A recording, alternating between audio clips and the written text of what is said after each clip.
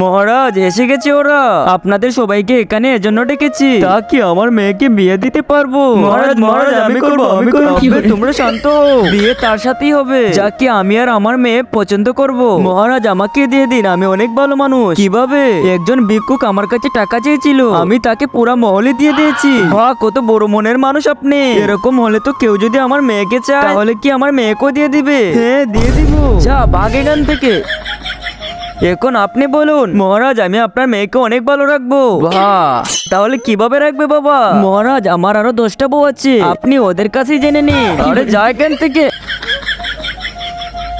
আপনি বলুন। মহারাজ আমার একটা অনেক বড় কান্দানি বিজনেস আছে, আমি ওখানে বসে বসে টাকা ইনকাম করি, আর আমি আপনার মেয়েকে অনেক ভালো রাখবো। বাহ, কত ভালো একটা মানুষ।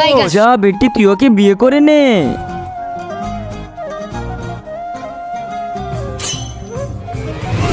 রাজামশাই আমরা এখানে কেন এসেছি? আরে মন্ত্রী সাধু বাবার দর্শন পাওয়ার জন্য। কিন্তু তারপর এমন কিছু হয়েছিল যেটা থেকে আপনি আস্তে আস্তে করে করে খাবে। তার আগে এই বক্সের ভিতরে পৃথিবীর সবচেয়ে সুন্দর একটি জিনিস আছে, সেটি দেখার জন্য ভিডিওতে লাইক আর চ্যানেলটিকে সাবস্ক্রাইব। তাহলে আপনারা করে দিয়েছেন তো? এই দেখো ছবিটিকে যারা সুন্দর মনে করেন তারা ভিডিওতে লাইক করে কমেন্টে আল্লাহর নামটি লিখে যাবে।